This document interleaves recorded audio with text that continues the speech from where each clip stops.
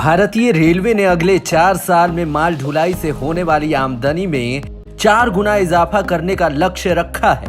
उत्तर railway भी इसी दिशा में काम कर रहा है। कई अहम कदम उठाए गए हैं, जिसके परिणाम भी सामने आए हैं।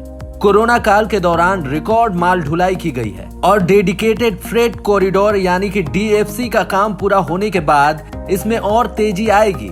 केंद्रीय बजट में जून 2022 तक ईस्टर्न डीएफसी और वेस्टर्न डीएफसी का काम पूरा करने का लक्ष्य रखा गया है। ये दोनों डीएफसी दिल्ली एनसीआर से जुड़ रहे हैं। ईस्टर्न डीएफसी लुधियाना के पास साहनेवाल से शुरू हो रहा है, जो पंजाब, हरियाणा, उत्तर प्रदेश, बिहार, झारखंड से होकर पश्चिम बंगाल के दनकुनी में खत्म होता है। इसका बड़ा हिस्सा उत्तर रेलवे से होकर गुजर रहा है। इसी तरह से दादरी को मुंबई में जवाहरलाल नेहरू बंदरगाह से जोड़ने वाला वेस्टर्न डीएफसी उत्तर प्रदेश, हरियाणा, राजस्थान, गुजरात और महाराष्ट्र को जोड़ेगा। ईस्टर्न कॉरिडोर पंजाब के लुधियाना से पश्चिम बंगाल के दाकुनी तक और वेस्टर्न कॉरिडोर यूपी के दादरी से मुंबई के जवाहरलाल नेहरू पोर्ट तक बन रहा है। ईस्टर्न कॉरिडोर करीब 1839 किलोमीटर लंबा है और वेस्टर्न कॉरिडोर 1499 किलोमीटर लंबा है।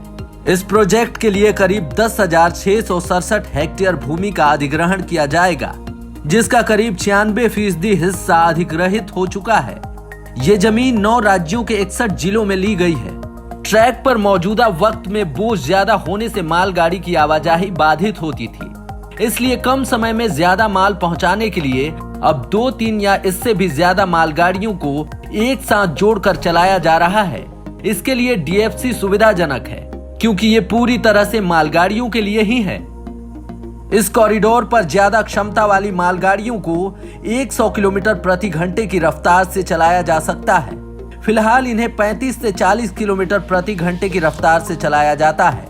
हाल में ईस्टर्न डीएफसी के खुर्जा भावपुर खंड और वेस्टर्न डीएफसी के रेवाड़ी मदार खंड की शुरुआत हो चुकी है, जिसका उद्घाटन पीएम मोदी ने किया था। आपको बता दें कि करीब 351 किलोमीटर लंबा भावपुर खुर्जा सेक्शन 5,750 करोड़ की लागत से बनाया गया है। इससे यूपी के एल्यूमिनियम, शीशा, ताला समेत कई स्थानीय उद्योगों को फायदा मिलेगा। डेडिकेटेड फ्रेट कॉरिडोर बनने से कानपुर दिल्ली मेन लाइन पर ट्रैफिक भी कम होगा। गौरतलब है कि आजादी के बाद 1950 से 51 में कुल माल ढुलाई में रेलवे का हिस्सा 83% था, लेकिन 2011 से 12 तक ये घटकर 35% तक आ गया। दूसरी तरफ देश में कुल सड़क जाल का महज आधा फीसदी हिस्सेदारी रखने वाले नेशनल हाईवे के द्वारा कुल सड़क माल ढुलाई का 40% हिस्सा जाता है।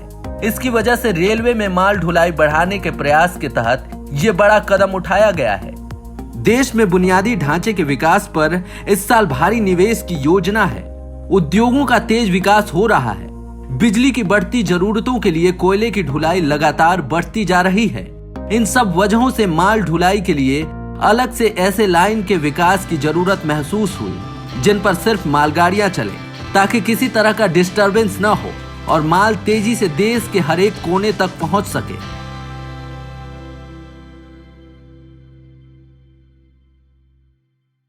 हमारे चैनल को सब्सक्राइब करें और वीडियो सबसे पहले अपने मोबाइल पर पाने के लिए बेल आइकन को दबाएं।